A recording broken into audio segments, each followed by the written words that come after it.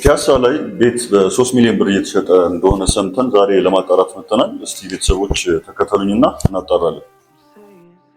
ጤና ይስጥልኝ። ሰላም ታዲያስ እንደምን አለ? አለን።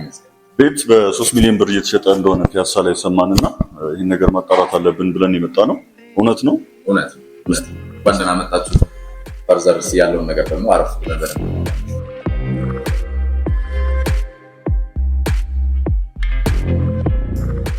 ለሰጠህን ጊዜ እናመሰግናለን። እስቲ መጀመሪያ ራስህን በማስተዋወቅ እንጀምርና ሙሉ መረጃ አጭር ቆይታ እናደርጋለን።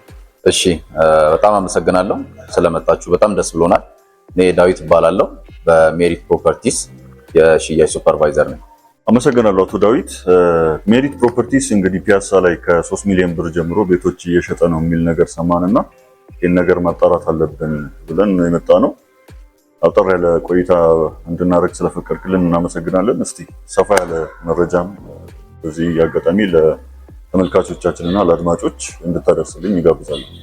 እሺ፣ በጣም አመሰግናለሁ። በድጋሚ እንኳን ደህና መጣችሁ። አጠር አድርጌ ስለ ሜሪት ፕሮፐርቲስ አንዳንድ ነገሮች ልንገራችሁ። ሜሪት ፕሮፐርቲስ እንግዲህ ወደ ሪል ስቴት ዘርፉ ከመግባቱ በፊት ከ15 ዓመት በላይ የተለያየ የንግድ ዘርፎች ላይ የቆየ አንጋፋ ድርጅት ነው። ለምሳሌ ያክል እንኳን ለመጥቀስ ፎር ዩ ትሬዲንግ ፒኤልሲ የሚባል የዘይት ፋብሪካ አለው። ከዛ በተጨማሪ ደግሞ አማና ፒፒአር የሚባል የፓይፕ ፋብሪካ አለው። ከዛ በተጨማሪ ደግሞ ኢምፖርት ኤክስፖርት ላይ እንዲሁ ከ10 ዓመታት በላይ የቆየ አንጋፋ ድርጅት ነው ማለት ነው። ሪል ስቴት ዘርፋችን ላይም ደግሞ ወደ ቦሌ አካባቢ ላይ ያስረከብናቸው ሳይቶች አሉ። ለምሳሌ ያክል ሃይላይን ሪል ስቴት የሚባል ብዙ ደንበኞች ወደውት የገዙት ቆንጆ ሪል ስቴት አለን። አሁን ላይ ደግሞ እንግዲህ እንደሰማችሁት ፒያሳ ላይ በ3 ሚሊዮን ብር አጠቃላይ ክፍያ አፓርትመንቶችን እየሸጥን ነው ማለት ነው።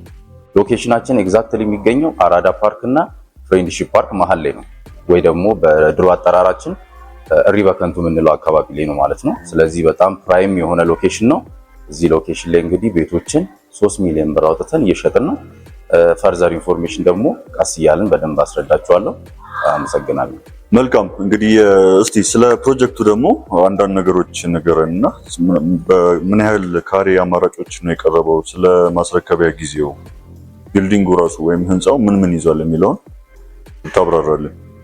ሎኬሽኑ የሚገኘው እንግዲህ ፒያሳ ላይ ነው። ከዛ በተጨማሪ እንግዲህ ስለ ሪል ስቴቱ ስለ ሳይቱ አንዳንድ ነገሮች ገለጻ ለማድረግ ያክል 4000 ካሬ ላይ ነው የሚያርፈው። ሚክስድ ዩዝድ አፓርትመንት ነው የሚሆነው። ሙሉ ሬዚደንሻል ብቻ አይደለም የሚሆነው፣ የንግድ ሱቆችም ይኖሩናል። እነዚህ 4000 ካሬ ለሚያርፉት የንግድ ማዕከሎች ይኖሩናል። 2 ቤዝመንት አለው። ከግራውንድ እስከ 4ኛ ድረስ የንግድ ሱቆች ናቸው። ለየት ባለ መልኩ ደግሞ ከ5ኛ እና 6ኛ ላይ ፓርኪንግን ያደረግነው። 7ኛ ላይ ደግሞ እንግዲህ የሁሉንም ማህበረሰብ ቴስት ለማማከል ብለን ዱፕሌክስ አፓርትመንቶችን ጨምረናል። እነዚህ ፍላት አፓርትመንቶቹ የሚጀምሩት ከ8ኛ ጀምሮ እስከ 17ኛ ድረስ ፍላት አፓርትመንት ይሆናሉ።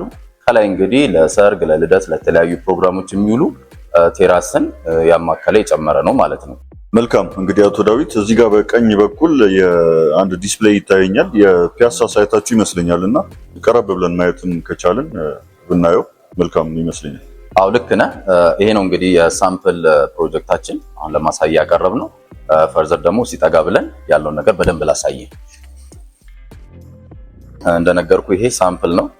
እዚህ ጋር እንዳየነው 4040 ካሬ ላይ የሚያርፍ ግዙፍ አፓርትመንት ነው የሚሆነው። 2 ቤዝመንት ይኖረዋል።